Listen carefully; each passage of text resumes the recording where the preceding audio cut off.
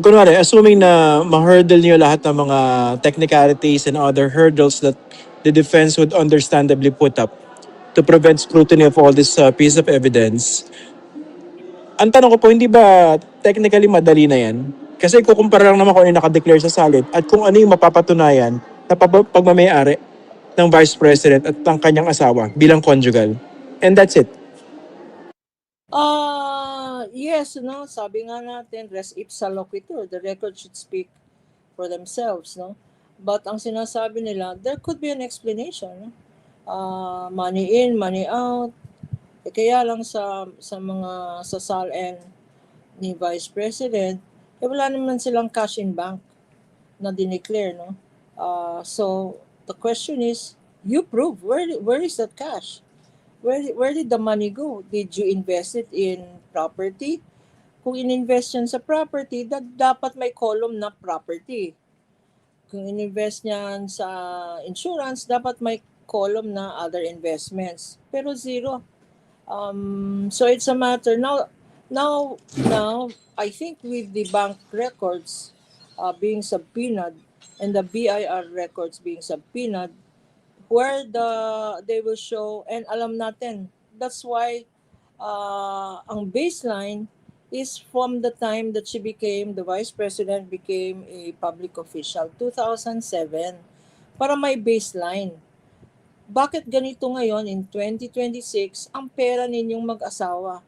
When in 2007, ganito lang ang pera nyo. There must be an explanation. And this is where I think the burden of evidence is in our favor.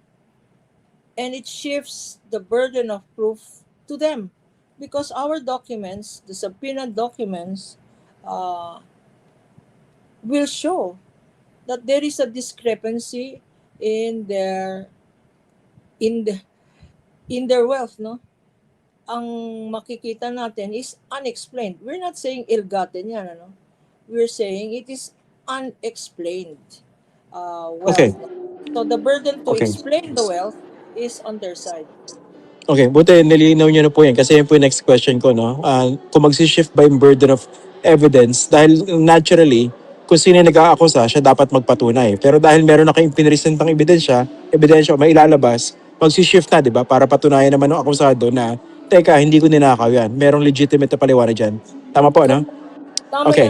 yan, no? Because napakita na namin, show us, because ang sinasabi nila sa mga interviews na the Vice President herself has said in an interview is the prosecution, kami daw sa prosecution, puro ingay, wala namang ebidensya.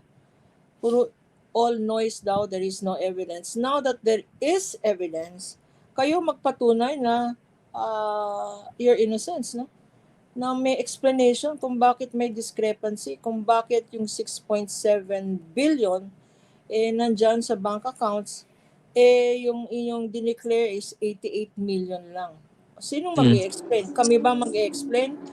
Cannot be the prosecution because the prosecution has documents that speak for themselves. No? That Okay. shift burden to them.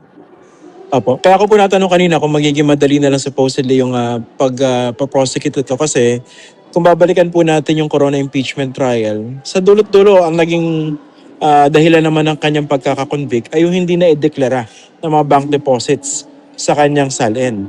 And given that precedent, at saka ginamit din po yan, hindi po ba, dun sa quo warranto case against Maria Lourdes Sereno, logically, mas madali rin itong patunayan kung may makikitang hindi na isama sa kanyang SALN. Hindi po ba? That is correct because may precedents nga yan yung panahon ni Corona, impeachment trial of Corona, pati yung mga properties that he acquired, that the spouses acquired, when he was still Associate Justice or even before he was in the judiciary.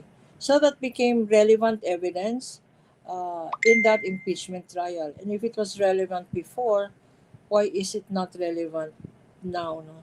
And i-point out lang natin, nasa impeachment trial ni Chief Justice Corona, there was only one ground. Kami, ang prosecution ngayon has 4 grounds. And unexplained wealth is only one ground. Matatapos on Tuesday ang evidence presentation sa issue ng grave threats tsaka ng inciting to sedition. Not as a criminal offense, kasi bumabalik sila ng bumabalik sa criminal offense. Kagaya ng again, not exactly to talk about the merits, but ang mga examples ng binigay ng isang senator judge. For instance, robbery. Kung wala namang, if an ordinary person is accused of robbery, who has the burden of proof? Of course, the prosecution, no? The one who alleges he who alleges must prove. Mga examples nila refer to ordinary citizens and refer to ordinary crimes. Kanya lumalayo ang diskusyon, ginagawang criminal offense. Their examples relate robbery, for instance, a criminal offense, but this is not about a crime. This is about betrayal of public trust. This is about misuse of public funds. This is about unexplained wealth. Saan mo kinuha yan? Kayamanan na yan. Is it through illegal activities? So nakakalimutan natin na impeachable offense ito. Betrayal of public trust, graft and corruption, high crimes, culpable violation of the Constitution. This is not about robbery and proving the elements of robbery. And this is not a preliminary investigation. This is a trial. This is a full-blown trial. Tapos na yung hearing on probable cause, sa Committee on Justice, which found probable cause. Idadagdag ko lang, Christian, baka hindi some of our viewers and listeners, baka hindi napanood, kanina, they tried to compare this with the impeachment case against BBM, President BBM. Yes. Pupuntahan ko yan, buti binanggit niya. Okay, alleging na justice for one is justice for all, Bakit ganito ang treatment ng impeachment? Bakit ganito ang House prosecutors sa impeachment case against Sara versus yung impeachment case against the president? Ang laki-laki po ng difference. The impeachment case against the president, hindi naka-round 3 namatay na on hearing on form and substance because versus the impeachment case against the vice president which had ultimate facts, Kasi babalikan natin yung ultimate facts at evidentiary facts. But the minimum, the bare requirement of an impeachment complaint is number one, it must be verified. Verified by people with personal knowledge.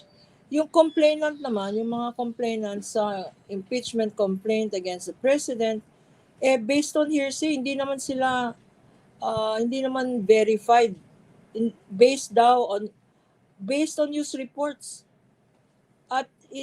And secondly, it was not only not verified based on personal knowledge, wala pang authentic records.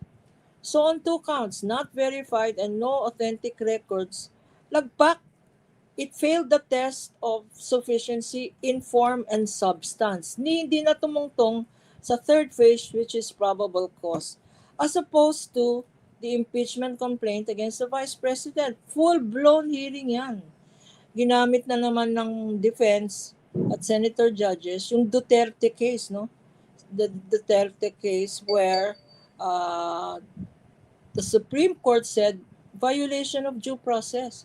Iba rin ang Sara Duterte case last year because that one was by direct endorsement of more than 1/3 vote of the House. Hindi nag-hearing yun.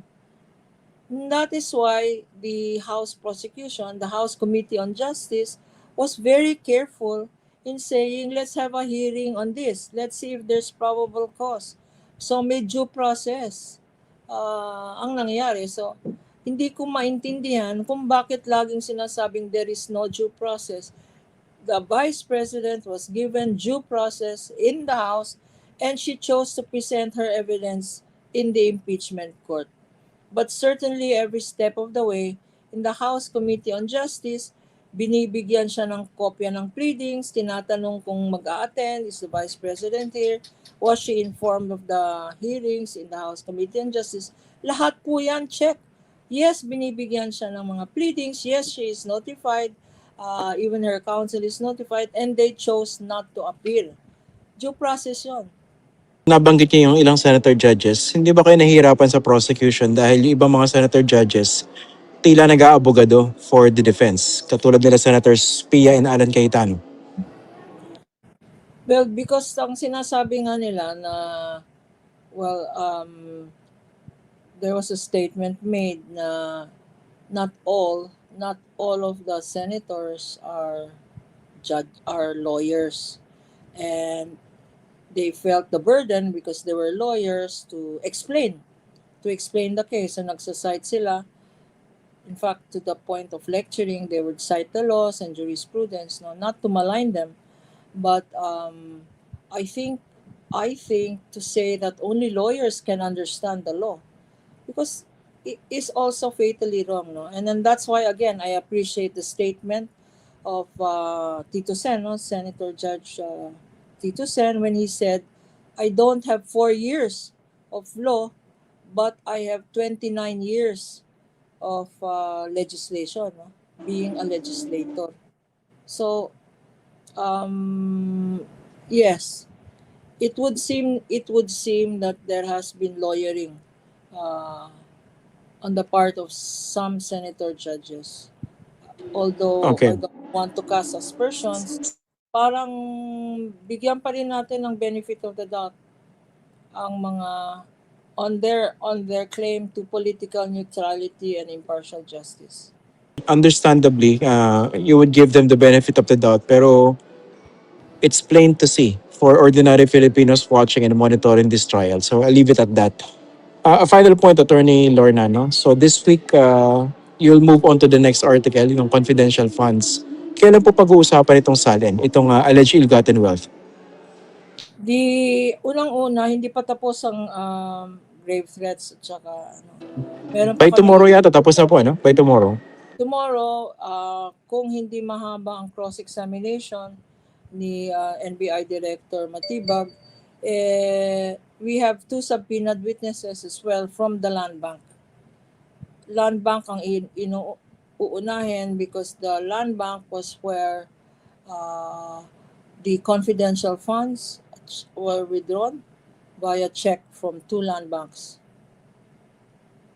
And after that, pagsasabpina ng other other witnesses. After that will be the witnesses from the COA.